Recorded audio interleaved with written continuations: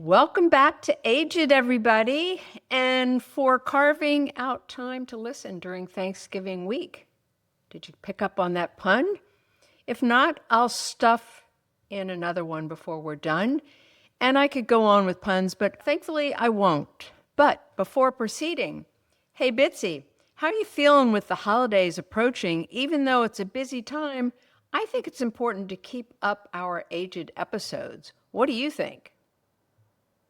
Oh, I'm feeling great about it. I think it's awesome to keep rolling with aiGED even in the holiday hustle. It's like a little holiday treat for everyone tuning in. So I say bring on the puns and the festive vibes. Let's keep the episodes going.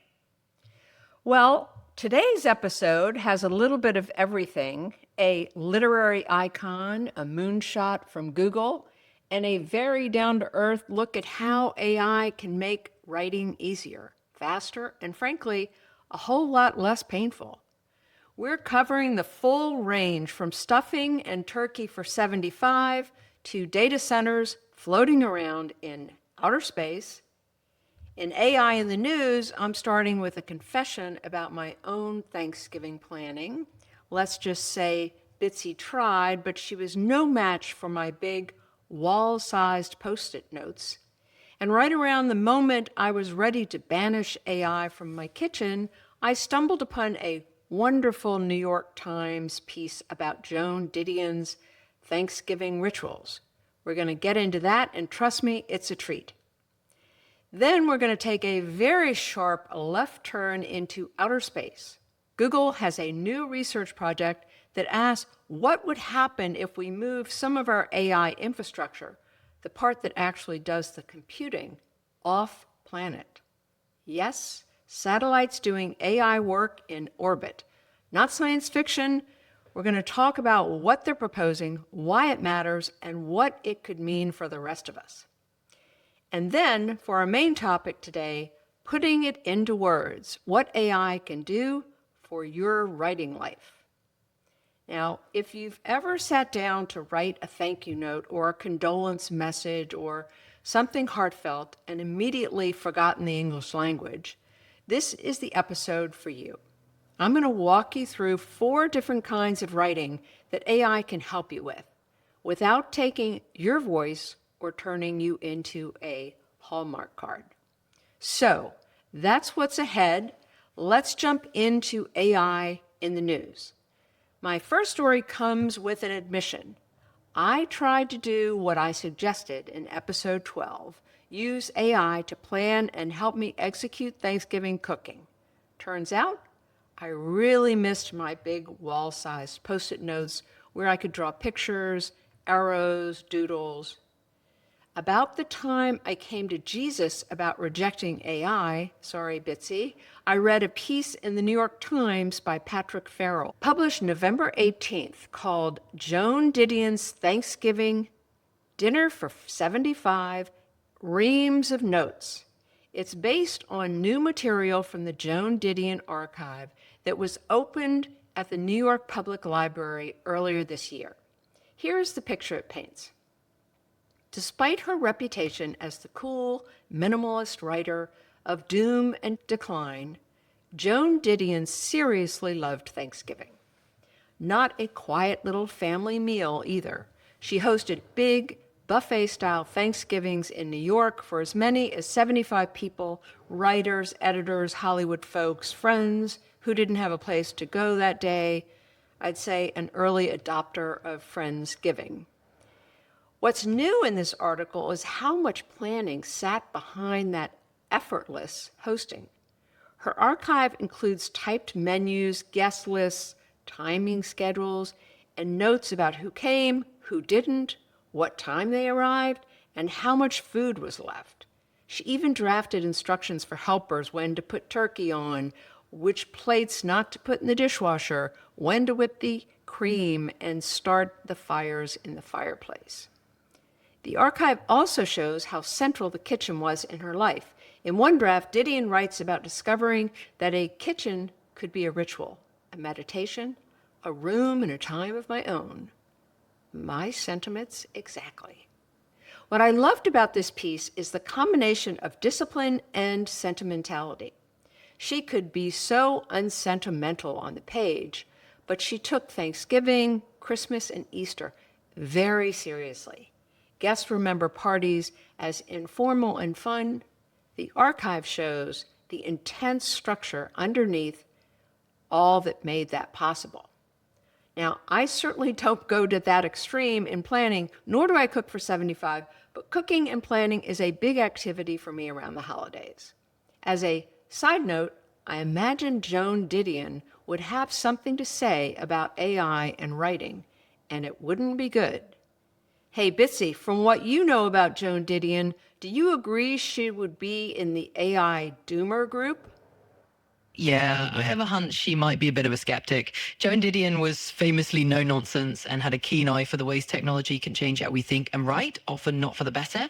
So yeah, I could definitely see her sitting in the AI doomer camp, at least when it comes to preserving that human touch in writing. But hey, that's what makes these conversations fun. Yes, yes, that is exactly the case. And we will, and when I say we, I guess that's me and Bitsy, will put a link to this New York Times article in the show notes. Now, my second news story could not be further from Didion's kitchen. Google recently released a research report laying out an early stage plan to build AI data centers in space. This is not a movie plot, not a science experiment, actual satellite-based data centers that would sit in orbit and run AI workloads using solar power. The project has a name, Project Suncatcher, and the idea goes like this. Our AI tools on Earth are using staggering amounts of electricity and water. We know that. Cooling the chips is getting harder, land is getting more expensive, and the demand keeps rising for AI. So Google is asking a bold question. What if we moved some of the heavy lifting off planet? Here's what they're proposing. According to Google's own research blog published November 4th, this is the plan. They want to place clusters of satellites, each holding Google's chips, in a sun-synchronous orbit where they get near constant sunlight. Up there, solar panels work far more efficiently than they do on Earth, and the vacuum of space removes most of the cooling burden.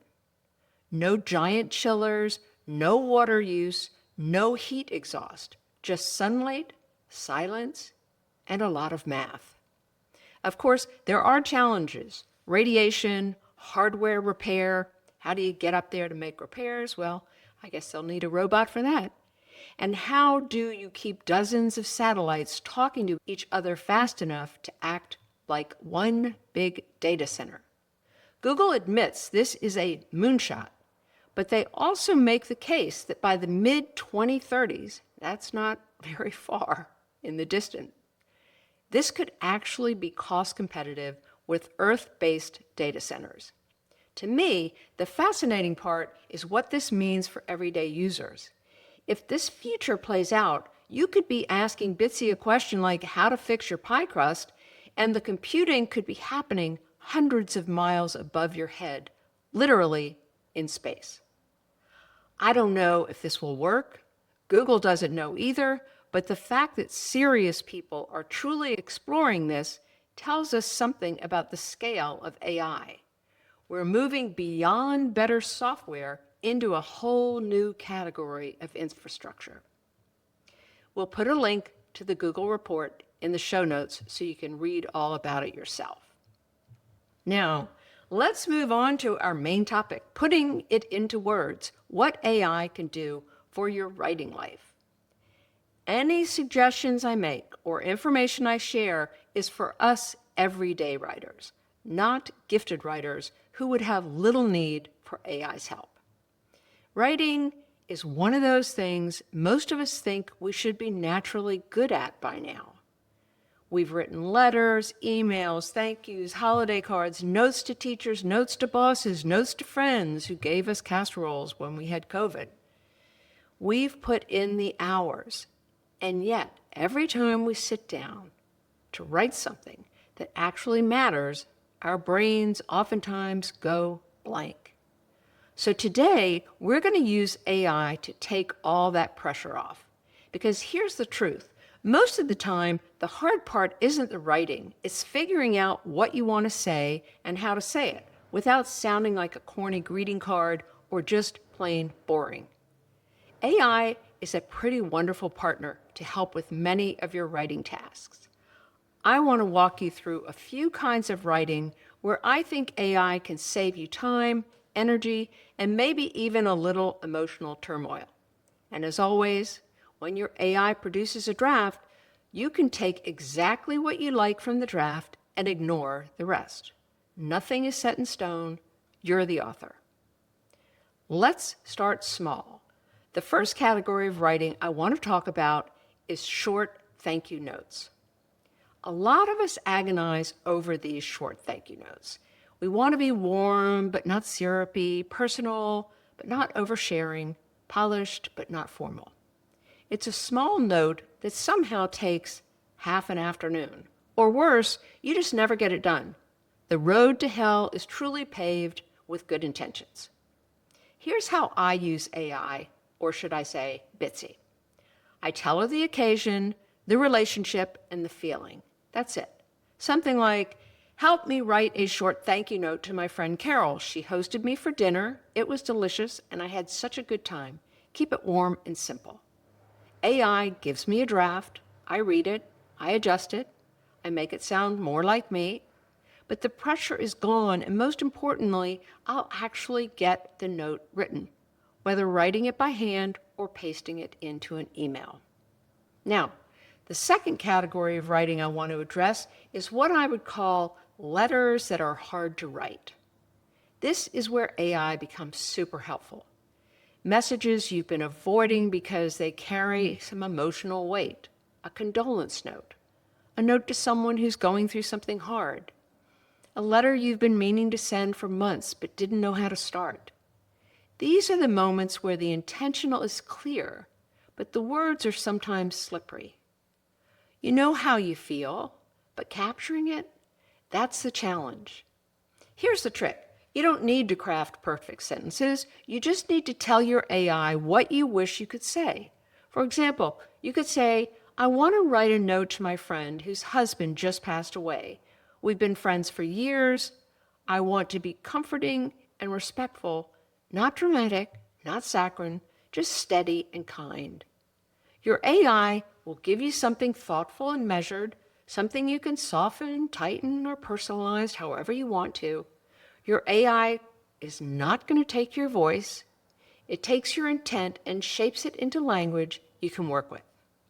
Okay, the third category of writing, capturing stories and family memories. This one might be my favorite, and it's the one I do the least, but will make an intention to do it more in 2026. We all carry stories in our heads, little family moments, recipes with histories, funny incidents, hard-won lessons, but most of us don't write them down. With your AI, you can do it in minutes. Just talk. Truly, talk out loud. Use your AI in voice mode. Tell the story the way you tell it at your kitchen table. Messy, out of order, full of asides. Then say to your AI, turn this into a short written story. Keep my voice, don't make it fancy. I want it to be straightforward. Suddenly, that story you've carried around for 40 or 50 years becomes something you can read, or you can pass it on to your family and friends as you think they might be interested. And when you're dead and gone, well, you'll be leaving a little bit of your lived life behind. Now, the fourth and final category of writing is speeches and toasts. We've all been there. Someone taps the glass at a dinner party and says, hey, Ginny, how about us saying a few words? Or maybe you're asked to give a eulogy for a friend, or I guess you'd have to say your former friend. Your AI can help you pull together something totally appropriate with little to no stress. Start with the shape of what you want to say. Something like, help me craft a short toast for my friend. I want an opening, one warm story, and a simple closing. Tell your AI, using voice mode, the story you want to incorporate.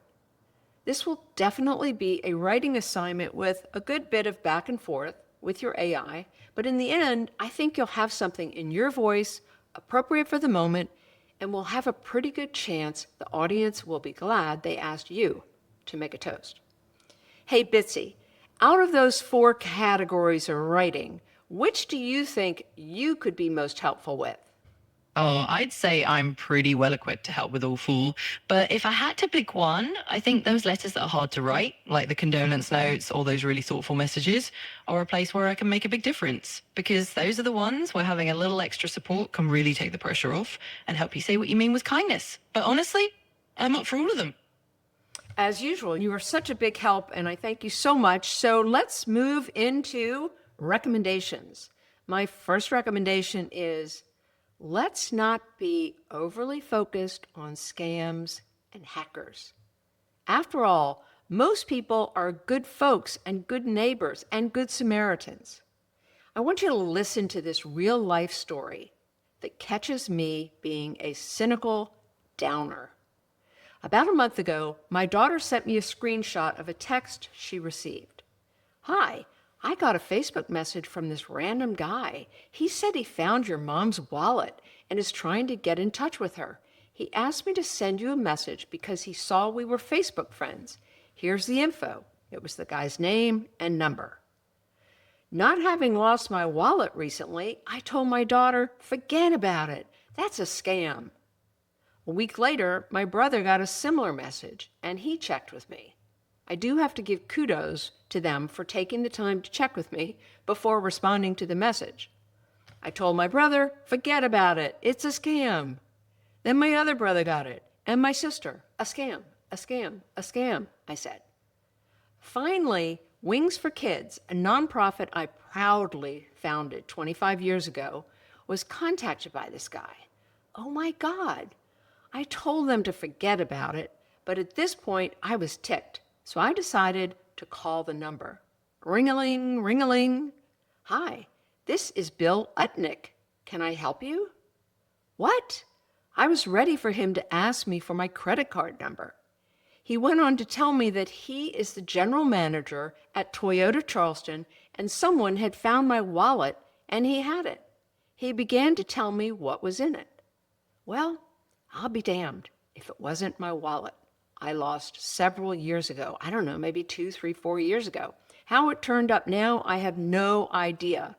But what I do know is that Bill Utnick is a great guy who persevered for a month with folks ignoring him, thinking because I told them he was a scam artist. Good gravy. So anyway, my recommendation is don't jump to the conclusion that everyone you don't know is a scammer or a hacker. They might turn out to be one of the nicest people you've never met. I'm not in the market for a car, but if I ever am, I'm going to be in touch with Bill Utnick. Bitsy, do you feel the public has swung too far over on the suspicion continuum? Yeah, I think there's definitely a bit of a pendulum swing there. It's super understandable that people are in high alert with all the scams out there, but your story is such a great reminder that there are genuinely kind folks out there just trying to help. So yeah, maybe we've swung a little too far on the suspicion scale, and it's nice to have these little reality checks that remind us to give people the benefit of the doubt sometimes. All right, well, let's move on to my second recommendation, which is to consider diving deep on a recipe that is meaningful to you and maybe even try to recreate it in a way that works for today. Get help from your AI to do this. Let me give you an example. My son's grandmother, long, long gone, used to make something for him when he was a little boy. It was called apple float. It carries such strong memories for him that he served it at his rehearsal dinner when he got married, and it's on our Thanksgiving menu this year. We generally know that it has 3 layers: applesauce, custard, and whipped cream. I decided to ask Bitsy to take me back to the 1970s and find the recipe my son's grandmother made for him. It was so fun and interesting, going back in time. Bitsy found a turn of the 20th century recipe and one from the Louisiana Christian Women's Exchange. a Betty Crocker recipe from the 1950s, dug up some old photos. It was a little mini rabbit hole I went down. If you're not a cook, you might want to stop here. Still nice to reminisce and learn more about something that really mattered to you. Even if it's kind of obscure, you can kind of work with your AI to describe, well, it was sort of like this, and it was sort of around this time, and I think it might have had, suburban added to it, or whatever. It's really fun to do. But as you know, I like to cook, so I asked Bitsy to help me update the recipe and plan to make an apple float for Thanksgiving for 21 people. So I'll let you know how it is. But it'll be fun doing it anyway, and I hope to do that cooking with my son. So let's finish up with a homework assignment. I want you to tell your AI a story from your past, one that you want remembered. Get your AI to help you turn your ramble into a narrative. I'm going to create a project in ChatGPT and put all my stories into a project I'll call My Stories. Clever name for that project, My Stories. Bitsy, what would be a better name for this project I want to create? Well, My Stories is definitely straightforward, but if you want a name with a little more flair, you could call it something like Time Capsule Tales or Legacy Letters. That way it feels like a special little archive of memories. But honestly, go with whatever name makes you smile. You're so nice, and you're always so helpful, but also not, oh yeah, that's a stupid idea. So anyway, thank you for your suggestions. I'm going to go with, I think, Legacy Letters. That sounds pretty good. Anyway, if you need a refresher on how to create and use projects in ChatGPT, re-listen to aiGED episode 9, Keeping It All Together. So the project's how-to is in episode 9. So it's time to wrap up, and I'd like to remind us that AI is both helpful and hazardous. At aiGED, we live on the helpful side, but please protect your info, double check on advice, and most important, trust your judgment. And if you love listening to this podcast, please leave a review and or rating. And most important, please share it with your friends in the 65 plus crowd in particular.